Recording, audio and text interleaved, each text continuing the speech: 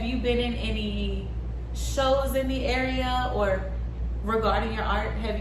What have you done in the area, or where can people find you, and what kind of events do you do?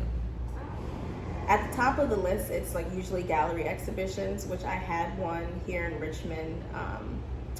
It opened in May. It opened in March, ended in May. It was at Court Gallery on Broad Street.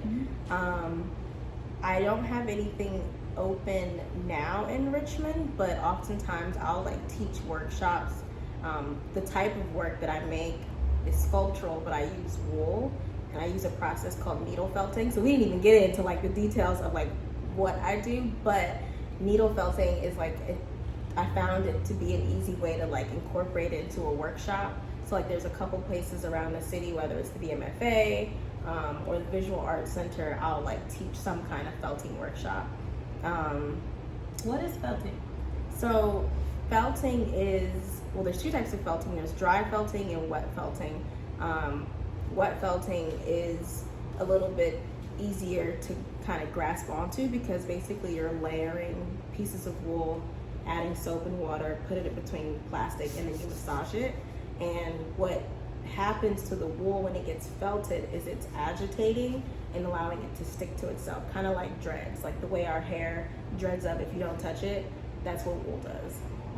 The water and the soap kind of help it speed along, and then the needle, which is dry felting, that helps it speed up also. So like when I'm making three-dimensional work and I'm needle felting, I'm taking clumps of wool and I'm like poking this really sharp needle into it that's specific to felting, and it's like making the wool join and kind of become like an object.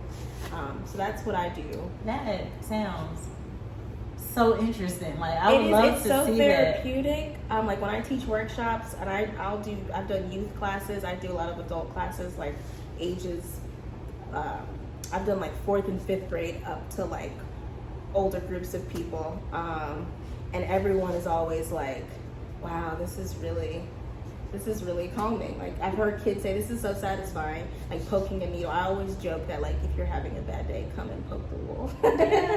And then you're creating something too, so you're channeling that energy. And people, like what I've found in my classes is that, and I don't get to teach often because I just don't have the time. Before, a couple years ago, I would teach workshops pretty regularly. But what I found is that like people, they really enjoy like seeing my work after they get to learn about how to do it. It's like, oh, we just finished felting this little dog. I'm like, oh my God, you use wool and you make that and you do the same thing. And it's like this really cool connection that gets to happen. So I do things like that. I do artist talks often. Of course, in the past couple of years, it's been like virtual because of the pandemic. But if you can't tell, I really enjoy talking. Is an artist talk similar to this? Or would you be explaining like the concept or something? In terms of explaining something, yes, because it's like I would be talking about my art. But it's not like, usually it's not two people sitting down and you asking questions. That'd be more of like an artist interview, or sometimes it's a panel if there's multiple people. But like there have been, most of the time an artist talk is me going up and standing in front of a group of people. Sometimes I have images on a screen, sometimes I don't. Kinda, yes. Okay, it's like a TED Talk. And I just started talking. This was from, like, this is the idea. Right, and it's like, it could be anywhere from like 7 minutes to 25 minutes to 40 minutes. Whatever your topic is, you just go. And I remember, so like in college, like our last year at VCU, we had to like, it was like this like senior seminar where you're like learning like a little bit of the business behind art and how to make an artist statement, how to write a bio. And we had to give an artist talk, and it had to be, I think like 7 to 10 minutes. And like at that point, I used to get really nervous about public speaking. Like I love talking, but having to stand up in front of a group of people. Yeah. So when I got nervous, I talked really fast. And I had my little notes, and I was like, had my images, and I was like hitting on the details. And then I looked at the time, and the mic was in front of me, and I was like, shit, that was only 5 minutes. And everybody started laughing, and I was like, and that's my artist talk, thank you. Was 5 the minimum? No, 7 was the minimum. Oh, I was 2 minutes early. And I was like, oh my gosh, this is awful. And I think that like the number of times I've had to speak since then, I won't try to count it, but I found myself being like, oh wow, I just talked to a group of kids for 40 minutes with no now you notes. time it. And I don't time. I just started talking, and I feel a lot comfortable doing it, and I don't get nervous. I don't talk as fast, and it just like, oh, I couldn't talk for 7 minutes before, and now I'm talking to y'all for an hour, and the teacher's like, okay, we love hearing you, but we gotta go. Well, this is definitely an improvement. Right, Because yeah. I think it's good to have those reference points too. Yeah. Like of where I began. Right. That's why it's good to just dive in sometimes. Just get started Yeah. because it just comes as you go. You know, you get better and more comfortable, like you said, more natural. Yeah, like I hate knowing questions beforehand. When I do panel discussions and they send us the email of the questions, I try not to read it because I'm like, if you send it to me, now I'm like thinking about what I want to say. And then you want to rehearse it. Yeah. And then you forget half of what you want to say. And it's I'm going like, to sound crazy because Right. I'll be like,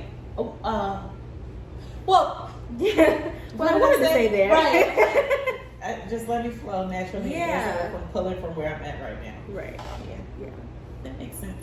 Well, I am happy that we were able to do this interview, and I would like to, once I get everything together, I would like to invite you out for a formal interview. Yeah. I won't give you rehearsed questions. Oh yeah, don't send me the questions. But yeah, I definitely want to, do a more structured one with us both sitting and able to talk. And I just let you know when it is so we can prepare for it. But definitely carve out some time, and we'll dig deeper into, where your goals are, like what do you want to do, with your career going forward and everything. Yeah, everything. But yeah, I think this was definitely an awesome first episode. Congrats to you. Yay! But yeah, we really did talk about some good stuff. Although I feel like, there were some forces trying to interfere. Definitely. But we still got it done. And I definitely feel like this was some good content. And I'm looking forward to our next one. But can you please provide the public with your social tags, where they can find you, how they can purchase your art? Yeah, so my art website is NastassjaSwift.com. That's NastassjaSwift. My Instagram and Facebook are Nastassja Ebony. So first name and then EBONY.